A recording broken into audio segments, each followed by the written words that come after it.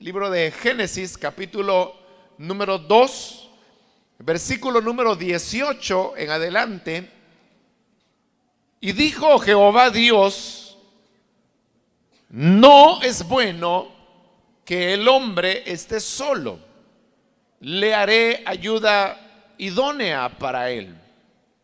Jehová Dios formó pues de la tierra toda bestia del campo y toda ave de los cielos, y las trajo a Adán para que viese cómo las había de llamar.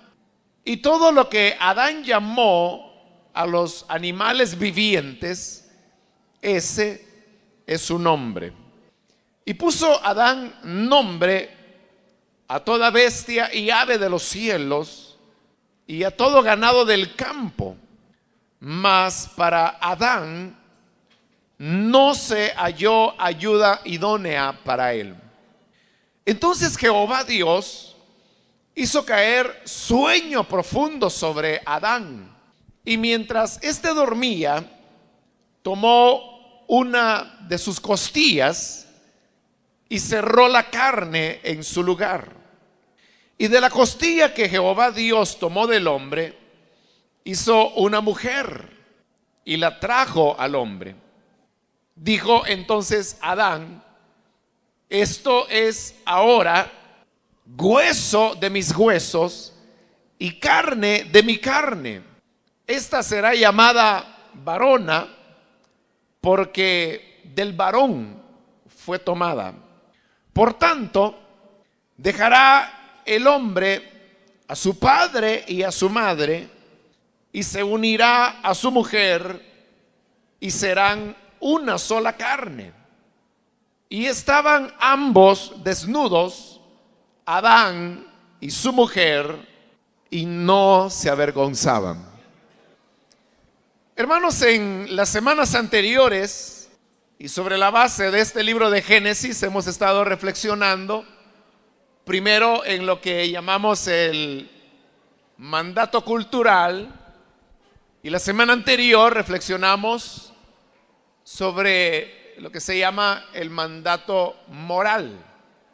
Bajo esos dos elementos, la vida del hombre continuó desarrollándose en el huerto, en Edén, y realmente no sabemos cuánto tiempo el hombre vivió antes que que la mujer fuese creada.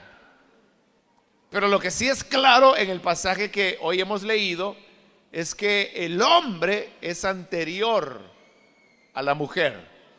Por ello es que cuando Pablo escribe sus epístolas, es uno de los elementos que él señala y dice que el hombre fue creado primero y después la mujer. Ahora, veamos las condiciones que dieron paso a la creación de la mujer. En el versículo 18, el Señor Dios dijo: no es bueno que el hombre esté solo, le haré ayuda idónea para él.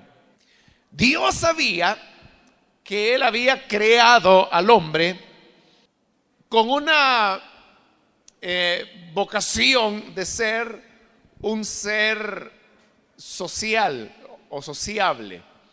Es decir, todos los seres humanos establecemos relaciones de amistad, relaciones de familia, relaciones dentro de la iglesia, relaciones dentro de la comunidad. Es decir, el hombre es un ser sociable que no puede vivir solo. Claro, hay excepciones en todo, y hay hombres como mujeres que se sienten bien vivir solos, no tener contacto con ningún otro ser humano. Y aunque no son muchos, ha habido en la historia pues casos de hombres así que viven aislados totalmente de otros seres humanos, pero eso no es lo normal.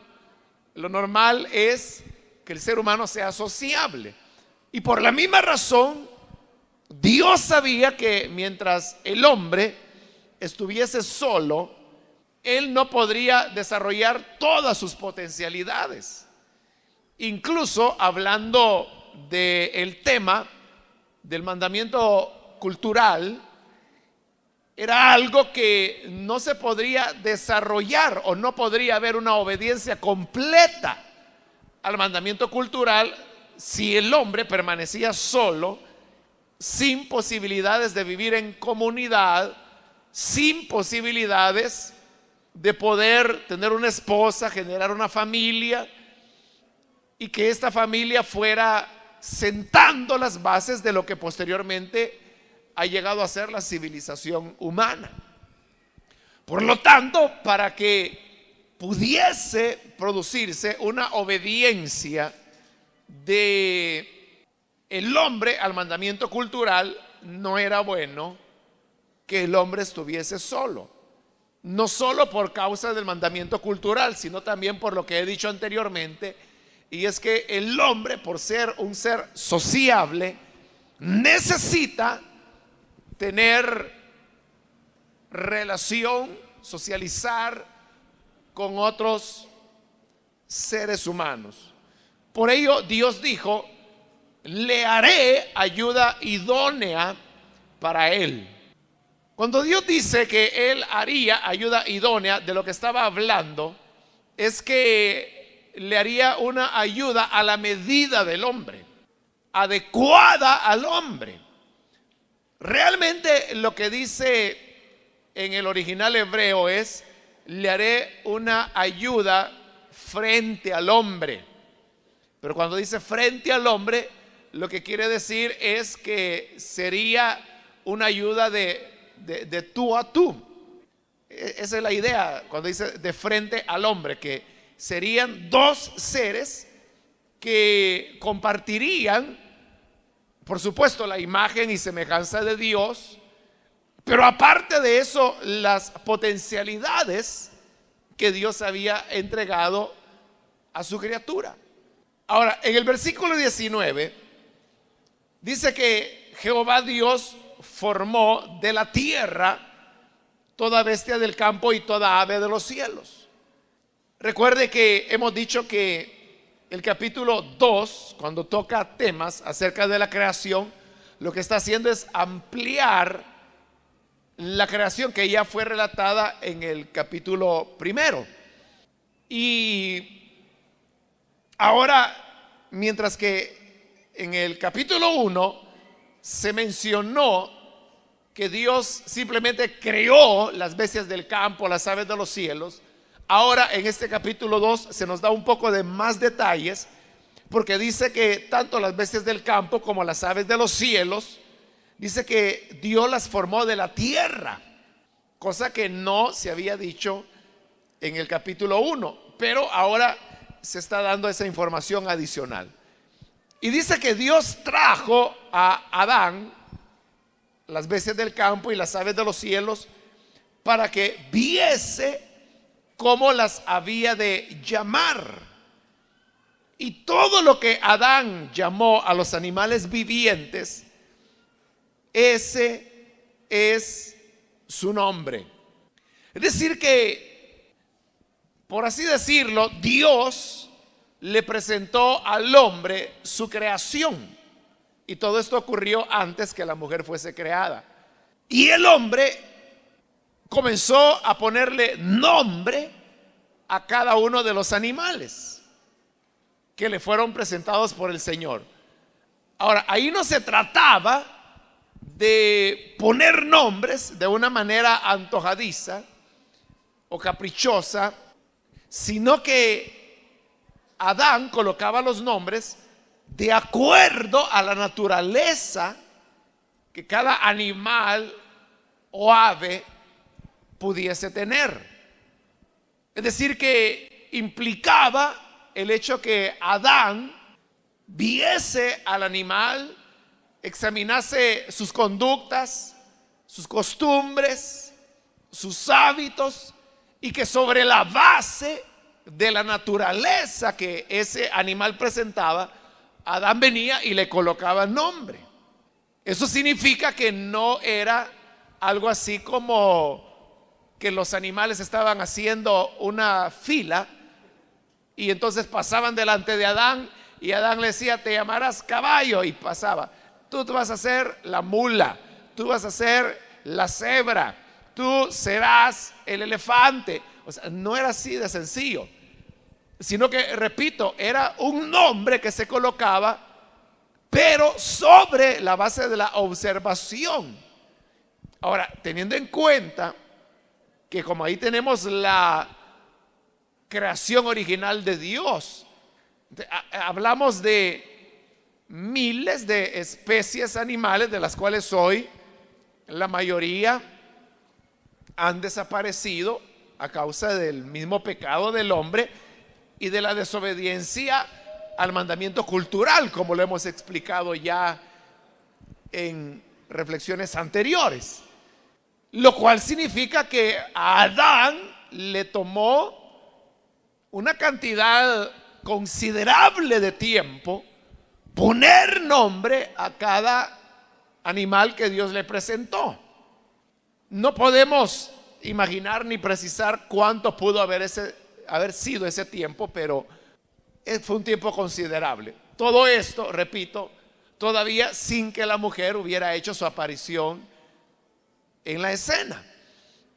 Pero en la acción de colocar nombre, como lo hemos mencionado también ya en reflexiones anteriores, lo que se estaba expresando era el dominio o la posesión que Adán tenía sobre la naturaleza. Porque recuerde que en el capítulo 1 vimos que Dios mandó que el hombre señorease sobre los animales del campo, las aves del cielo, sobre todo aquello que se mueve por los caminos del mar, dijo el Señor. Pero ahora ese señorío se está haciendo evidente por el hecho que Adán les está colocando nombre. Y repito, se colocaba nombre en la cultura semítica a aquello que le pertenece a uno, o aquello sobre lo cual uno tiene dominio. Por ello, me parece que cité en una ocasión anterior a los profetas cuando el Señor habla a Israel y le dice que Él es su pueblo, y le dice esto: yo te puse nombre, mío eres tú. Es decir, que por el hecho que Dios le había puesto nombre a su pueblo, eso hacía que ese pueblo fuese propiedad de Dios. Por eso dice: te puse nombre, mío eres tú. De igual manera, cuando a Adán le ponían nombre a los animales, es porque eran de él.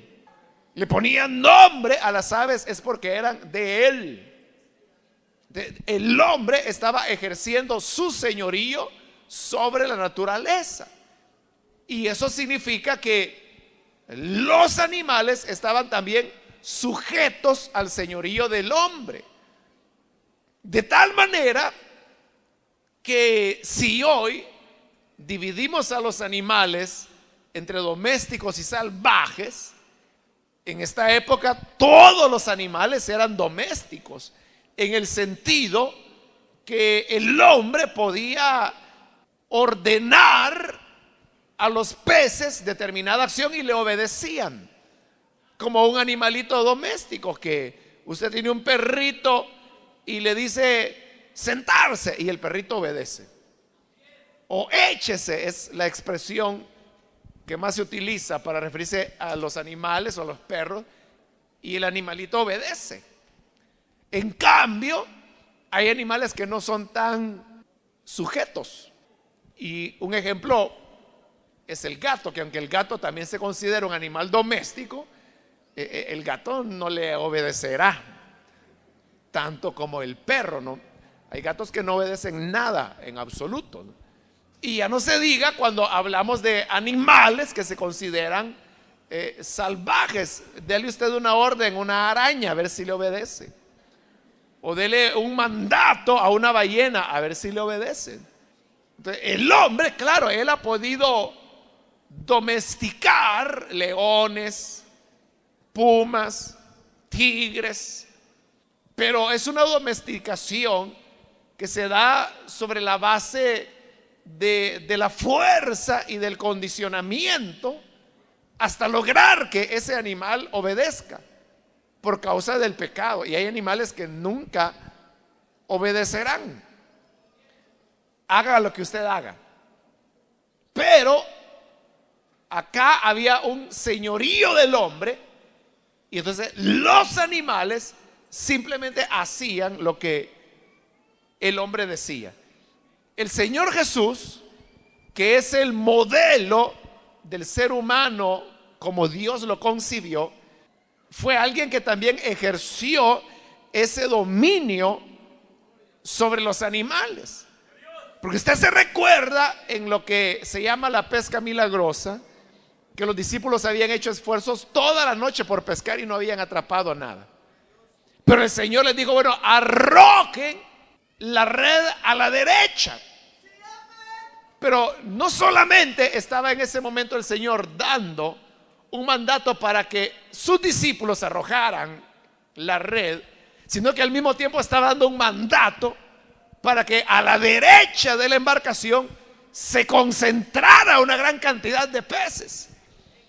Y los peces obedecieron más rápidamente que sus discípulos, porque los discípulos todavía cuestionaron al Señor y le dijeron, Señor, si toda la noche hemos estado pescando y no hemos atrapado nada.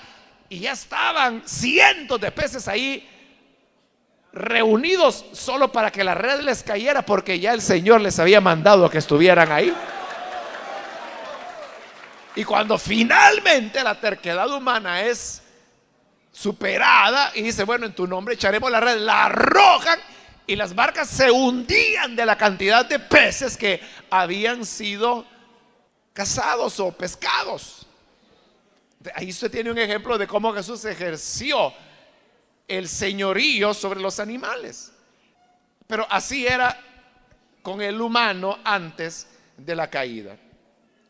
Ahora, en el versículo 20 dice, y puso Adán nombre a toda bestia y ave de los cielos y a todo ganado del campo, mas para Adán no se halló ayuda idónea para él. Es decir, entre los animales el hombre no encontró un ser con el cual él pudiera decir que era una ayuda o una compañía a su nivel. ¿Y qué era lo que hacía al hombre diferente a los animales? Hoy en día, ¿qué es lo que hace al hombre diferente a los animales? Lo que lo hace diferente es que los animales son animales simplemente, y el hombre tiene la imagen y la semejanza de Dios en él. Entonces, eso lo dota al ser humano de una honra que los animales no tienen, de una dignidad que los animales no tienen y que el hombre no encontró en las bestias del campo, en el ganado, en las aves. No lo encontró, y por lo tanto no había para él una ayuda que fuese adecuada para él, a su medida o idónea, como es traducida en la Reina Valera. Ahora, en el versículo 21, dada esa situación, dice, entonces Jehová Dios hizo caer sueño profundo sobre Adán, y mientras éste dormía, tomó una de sus costillas y cerró la carne en su lugar, y de la costilla que Jehová Dios tomó del hombre, hizo una mujer y la trajo al hombre. El hombre se durmió porque el Señor envió sobre él un sueño profundo. Dios le abre el costado, le saca una costilla, le cierra el costado y de la costilla él crea a una mujer.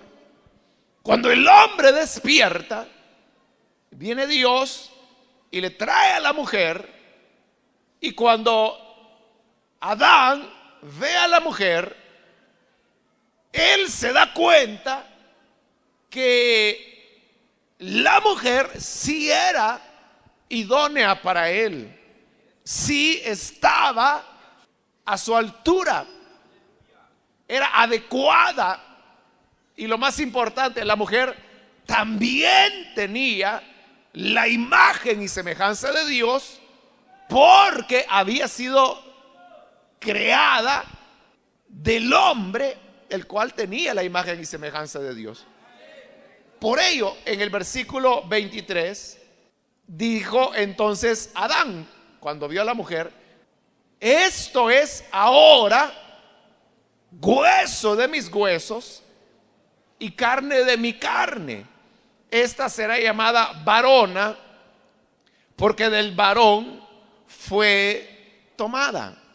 Realmente la traducción que nosotros tenemos acá es la que yo tengo acá, la Reina Valera. Probablemente usted pudiera tener otra, pero yo tengo acá la Reina Valera. La traducción no da suficiente claridad, porque aquí dice: esto es ahora hueso de mis huesos.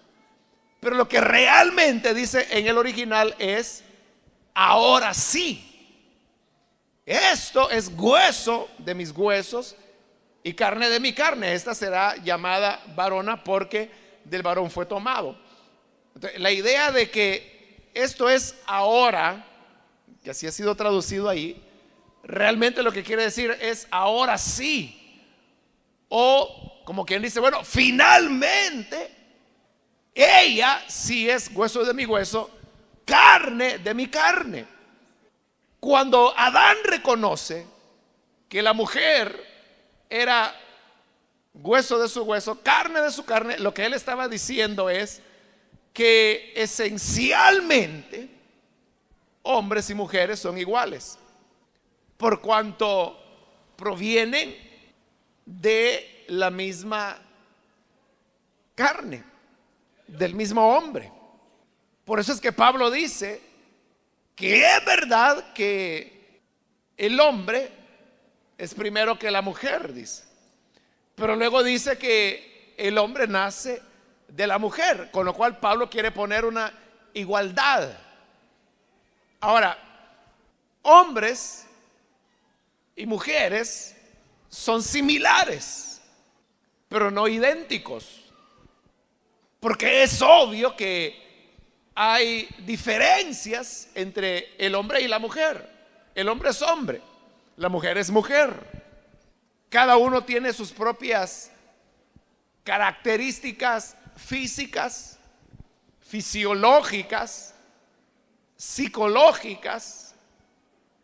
Son diferentes. Características espirituales también, como lo veremos más adelante.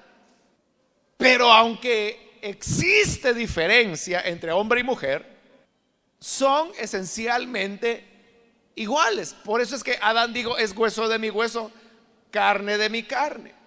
No obstante, uno no puede negar que aún antes de la caída había un liderazgo que Dios había otorgado al hombre dentro del hogar.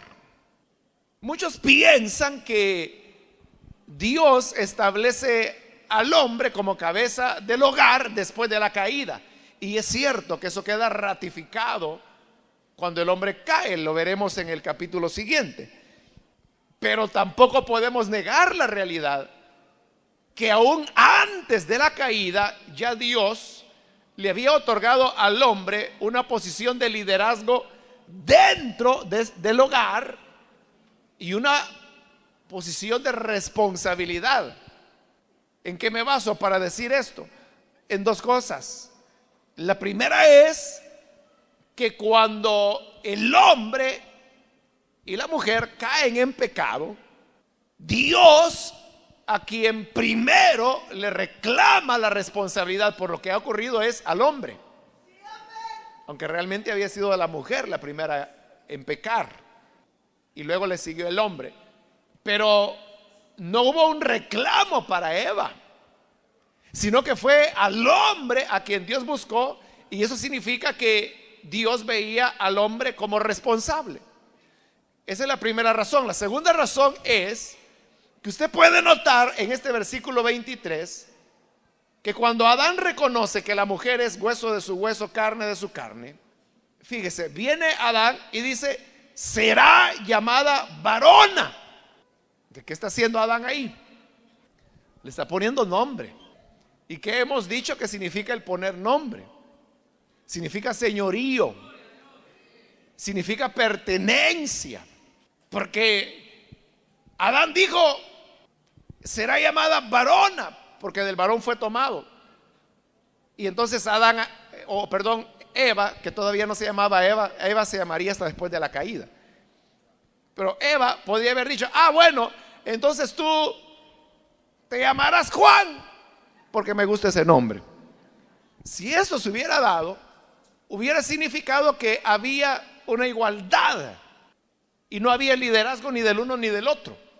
Pero como es el hombre el que pone el nombre a su mujer, entonces, ya dijimos, eso significaba señorío, significaba pertenencia.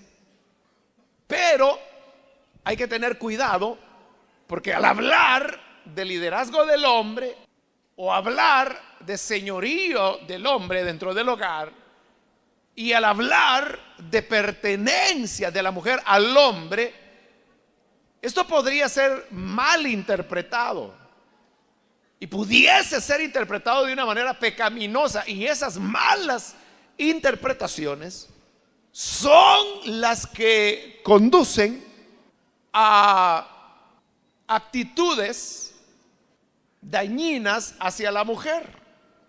Usted sabe que en nuestros países latinoamericanos vivimos en una cultura que se le llama machista, y en la cual el macho es el que tiene el papel protagónico y la mujer es marginada, y eso se da desde las primeras edades, desde que niños y niñas van a la escuela. Usted sabe que los niños pequeños no les gusta relacionarse con las niñas. Cuando llegan ya a la preadolescencia o adolescencia es que empiezan a interesarse en ellas, pero en la infancia no. Entonces, por ejemplo, en una escuela el patio es controlado por los varones, que las niñas no se metan porque les va a caer un pelotazo, ¿no?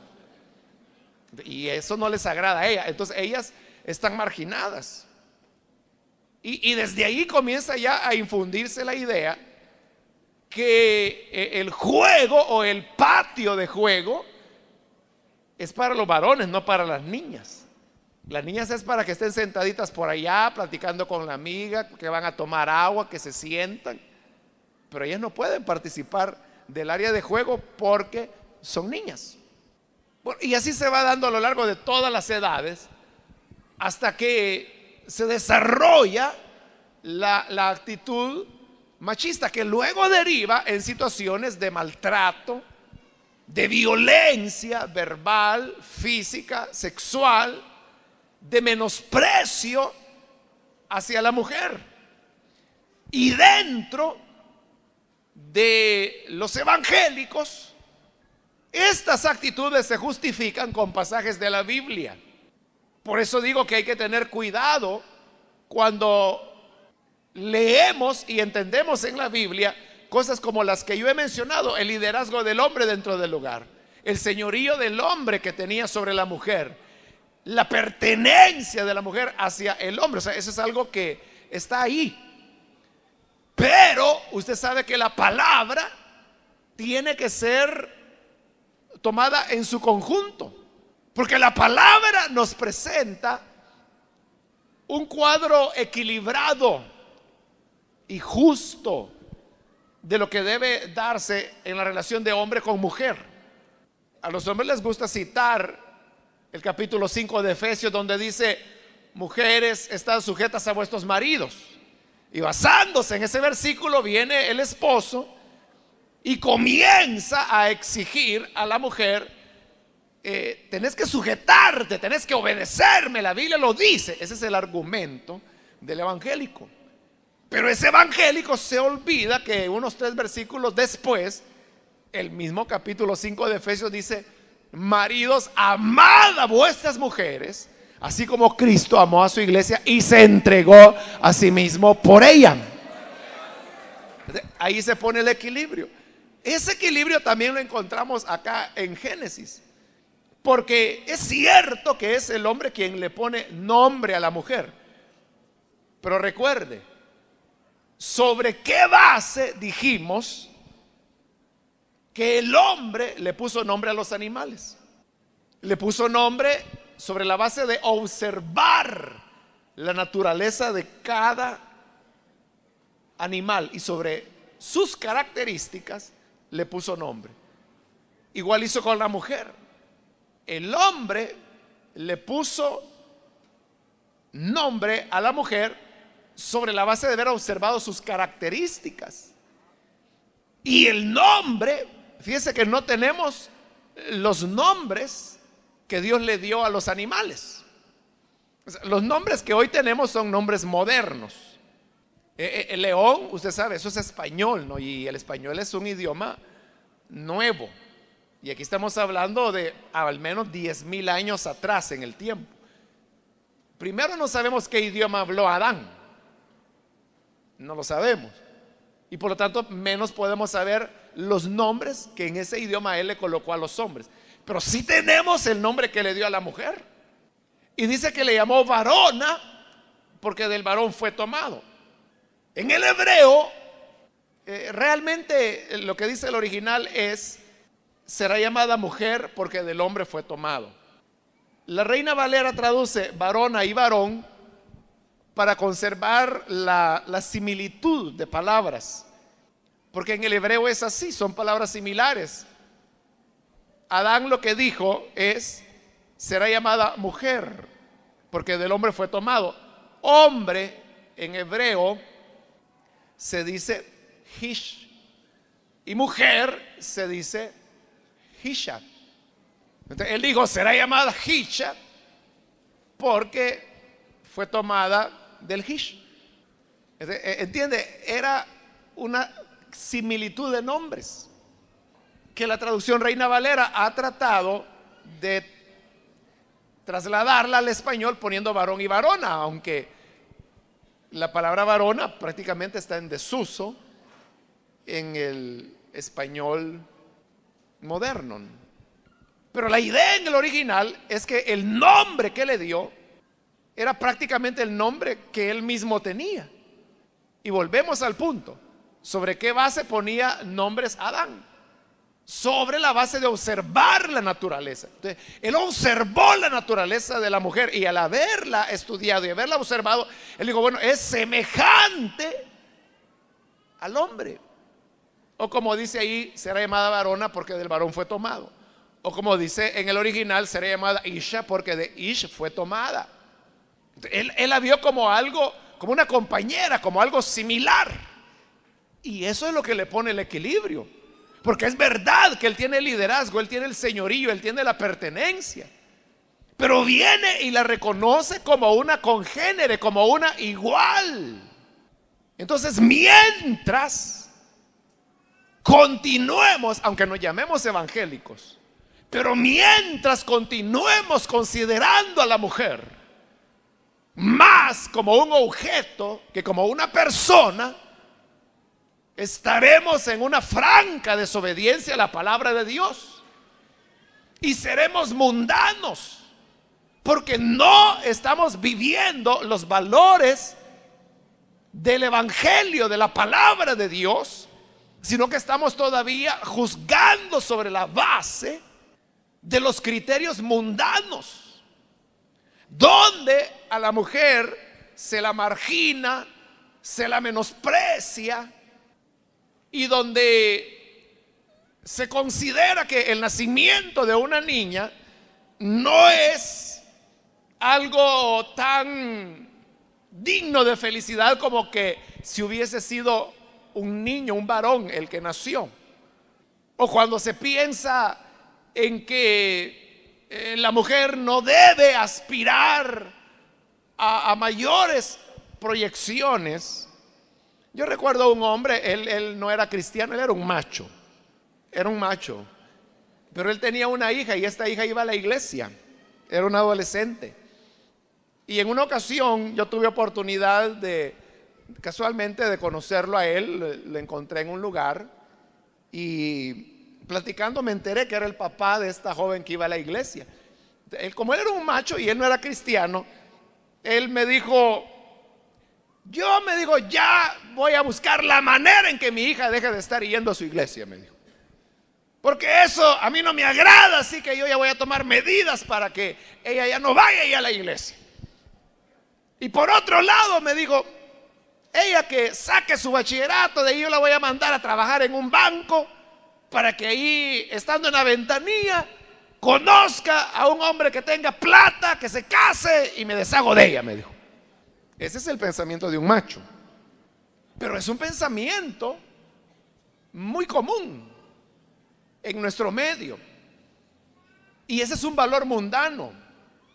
Entonces cuando llegamos a la iglesia y decimos que nos convertimos a Cristo, pero seguimos sosteniendo los valores mundanos y continuamos menospreciando a la mujer, irrespetándola, lastimándola, hiriéndola verbalmente, físicamente, sexualmente, porque hay muchos evangélicos que maltratan físicamente a sus mujeres y hay muchos evangélicos que violan a sus mujeres, porque la esposa también puede ser violada cuando se la fuerza a tener una relación sexual cuando ella no lo desea. Eso se llama violación. Y usted no puede argumentar, es mi mujer y yo puedo hacer con ella lo que quiera. Momento, ¿eres cristiano o no lo eres? Si lo eres, no puedes decir tales palabras, pues la palabra manda que debemos tratar a las mujeres con ternura, no ser ásperos con ellos, dice la escritura, no ser ásperos con ellas, sino tratándola como a vaso más frágil y como a coherederas de la gracia de la vida. Por ello digo, la conversión debe ser más profunda que el simple hecho de cambiarse de iglesia o de abandonar una religión para adoptar otra, la cual llamamos evangélica. Pero la conversión tiene que ir más a fondo. La creación de la mujer nos enseña que la mujer está dotada de la misma dignidad del hombre. No son iguales, ya dijimos, no son iguales, porque uno es hombre, la otra es mujer, pero ambas merecen respeto, merecen no ser instrumentalizadas en ningún sentido, sino ser respetadas. O sea, no podemos continuar con aquella idea que una mujer es para aprovecharse de ella y que una mujer es tan solo para utilizarla, cosa que todavía se da mucho dentro de evangélicos. Y por eso estoy hablando de una conversión genuina que nos permita ver a la mujer con respeto, con la dignidad que ella tiene por haber sido creada a imagen y semejanza de Dios. No sé si dicen amén. Se ve más fuerte el amén de este lado. Pero el mismo nombre que el hombre dio a la mujer establecía la igualdad. la empatía, la similitud que Adán veía en ella. Y él dijo, ahora sí, ella es hueso de mis huesos, carne de mi carne. Y por eso le puso un nombre similar al de él, porque veía que ella era similar a él. Entonces necesitamos una renovación de nuestro entendimiento. El menosprecio, la utilización, la instrumentalización, o como utilicé en estudios anteriores una palabra que a mí me parece rara, pero que la utilizan, la cosificación de la mujer, es decir, verla como una cosa y no como una persona, deben ser elementos que deben erradicarse de nuestra manera de ver a la mujer y poderla ver como un ser pensante, como una persona, como alguien a quien podemos tratar, conocer, sin tener que relacionar con aspectos eróticos ese tipo de acercamiento. Por ponerle un ejemplo que ilustra lo que estoy diciendo, actualmente en el mundo se está hablando de la epidemia del SIDA, del VIH, SIDA. Se está produciendo lo que los expertos llaman una feminización de la epidemia. ¿Por qué razón? Porque por razones fisiológicas el hombre se contamina, se contagia más fácilmente del VIH, del virus VIH, que la mujer. Y por eso es que hasta hace algunos años la mayor parte de portadores de VIH eran hombres, eran muchos más hombres que mujeres. Pero en los últimos años la tendencia ha ido variando y el número de mujeres infectadas ha ido aumentando más y más. Pero no solamente la pandemia se ha ido feminizando, sino que también la pandemia se ha ido extendiendo hacia mujeres cada vez más jóvenes, en tanto que los hombres portadores de VIH continúan estando en las edades donde han estado desde que la epidemia comenzó en los años 80. Por ponerle un ejemplo, en nuestro país, el grupo poblacional de mayor crecimiento en infección con VIH son mujeres, fíjense, no hombres, sino mujeres, que van de los 15 a los 27 años de edad. Ese es el grupo de población que más está resultando infectado.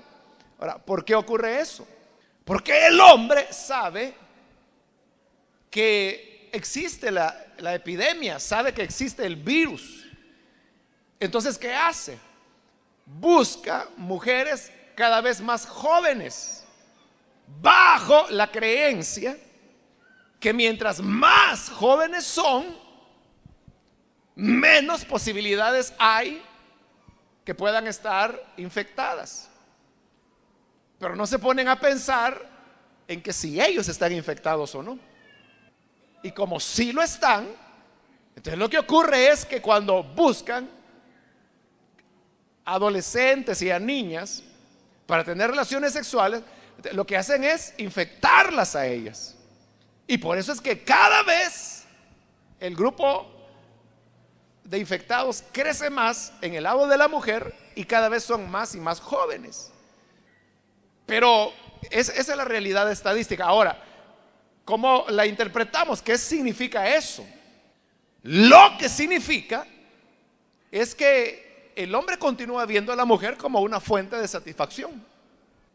O sea, el hombre, en lugar de replantearse su conducta sexual, dada por lo menos el temor que la epidemia del VIH provoca, en lugar de enmendar y cambiar y reformar sus hábitos sexuales, lo que el hombre hace es dirigirlo hacia adolescentes o niñas, porque dice, bueno, esta solamente tiene 12 años o 13 años, así que seguramente no ha tenido marido y por lo tanto no está infectada. Entonces viene y tiene relaciones con ella, pero la está utilizando solamente y no repara en que si él es o no portador del virus, y lo que hará es contaminar a una niña, que es lo que está ocurriendo, y no solo en El Salvador, es un fenómeno mundial.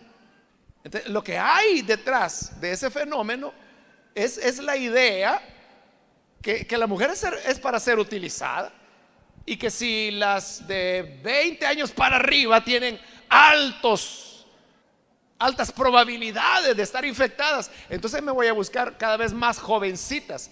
Pero entiende, no importa si tiene 13, si tiene 14, si tiene 12 años, no le importa, porque simplemente, o sea, no hay un respeto a la mujer, porque en el concepto machista, la mujer es para eso.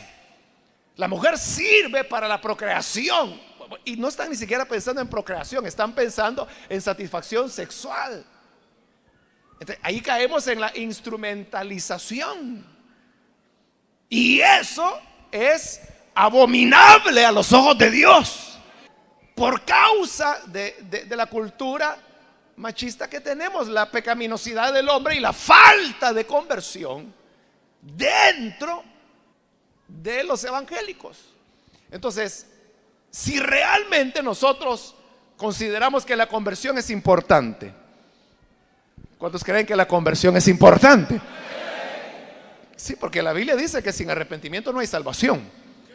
Aquí no estamos hablando que si le parece o no le parece, no estamos hablando que si son asuntos de opiniones o no, estamos hablando que o se salva o se pierde para siempre. Porque estamos hablando de una conversión genuina. De una conversión genuina demanda una forma diferente de conceptuar, de ver a la mujer, una manera diferente de tratar con ella y una manera de protegerla. Porque en el caso de la violencia, usted puede estar en su casa una noche y oír que el vecino está maltratando a su mujer, y usted oye que la está golpeando, oye que hay gritos, oye que los niños están llorando. Pero entonces, cuando usted oye eso, ¿qué hace? A lo mejor usted dice, bueno, voy a ir y le voy a tocar la puerta para saber qué es lo que ahí está pasando. Pero ¿cuántos realmente piensan así? No se piensa así, sino que lo que se piensa es, yo no me quiero meter en problemas con el vecino. Y si él la está malmatando, eso pertenece a la vida privada de ellos, y por lo tanto yo no me meto en eso. Pero oiga, en ese razonamiento, cuando usted dice eso pertenece a la vida privada de ellos, entonces aquel maltratador es reforzado en su conducta, porque él se da cuenta que los vecinos todos oyeron el escándalo, pero nadie intervino.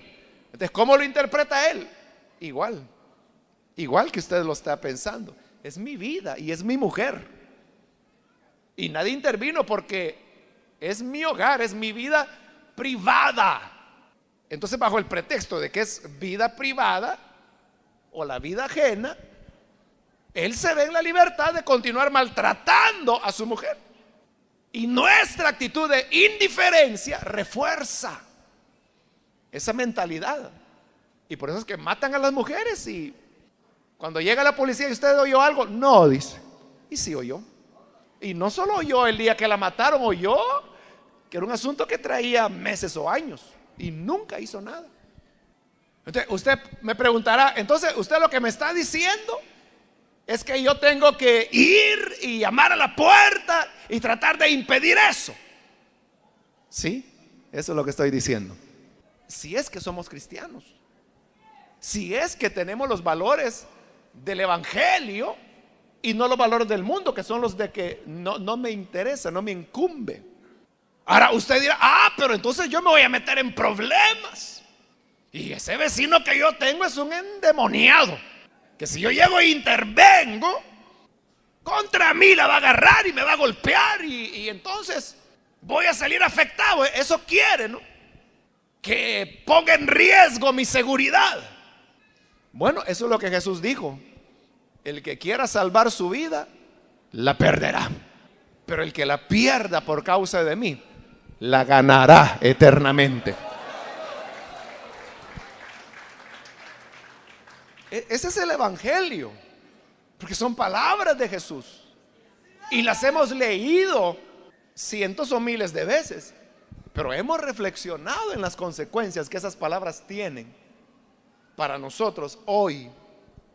Y Dios dijo, versículo 24, por tanto, dejará el hombre a su padre y a su madre y se unirá a su mujer y serán una sola carne. Dios planificó que la entrega del hombre a su mujer implicaba la renuncia a su núcleo familiar, porque dice, dejará padre y madre y se unirá a su mujer y serán una sola carne, es decir, se volverán a unir. Porque cuando Dios tomó la costilla de Adán y creó a la mujer, lo que Dios había hecho fue separar un pedazo de Adán, una costilla de Adán, se la separó, se la sacó e hizo a la mujer. Entonces, Adán decía, yo quiero que me devuelvan mi costilla. Aquí está, es la mujer. Y entonces, cuando se unen en el matrimonio, el Señor dice, son una sola carne.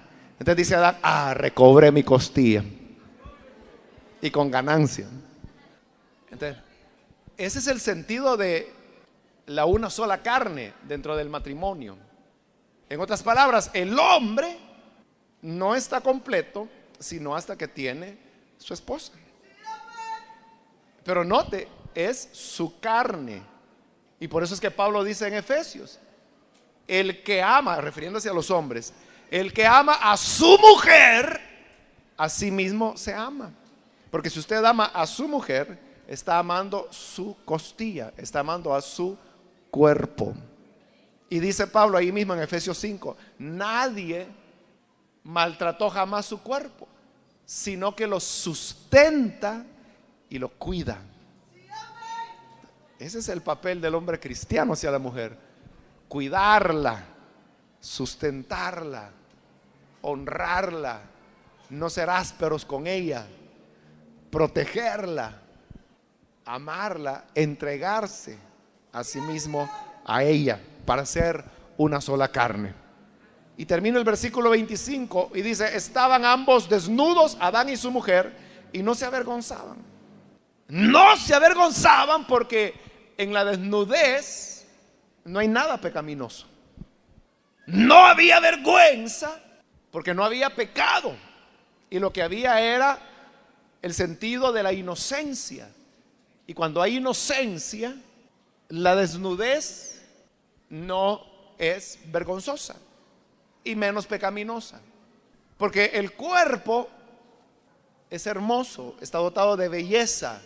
Tanto el cuerpo del hombre como el cuerpo de la mujer son cuerpos bellos, hermosos. Pero es el pecado el que le da el sentido de la morbosidad y el sentido o la connotación pecaminosa que en la actualidad la desnudez pudiese tener. Pero la desnudez por desnudez, en primer lugar, note que era aprobada por Dios, porque era Dios quien los tenía así. Claro, cuando el pecado entra, lo primero que Dios hace es hacerles ropa, ¿no? Porque ahora el pecado había entrado, se echó a perder lo bueno, lo puro y lo santo que Dios había hecho. Y por eso es que cuando el hombre cae en pecado, inmediatamente Dios comienza a desarrollar su plan de redención y de rescate del hombre. Ese plan está centrado en la persona de Jesucristo, el Hijo de Dios, quien es el Redentor. Entonces, hoy hemos hablado del origen de la mujer, de cómo la mujer es igual al hombre, no idéntica, pero sí similar, y que por lo tanto ella merece respeto. Y el verla como la Biblia lo presenta es parte de una conversión genuina y sincera. Si usted todavía no tiene esa conceptualización evangélica, bíblica de la mujer, yo le invito para que usted se arrepienta y reciba a Cristo este día, que es el redentor de todos los males que el pecado ha traído sobre la humanidad. Vamos a orar, vamos a cerrar nuestros ojos.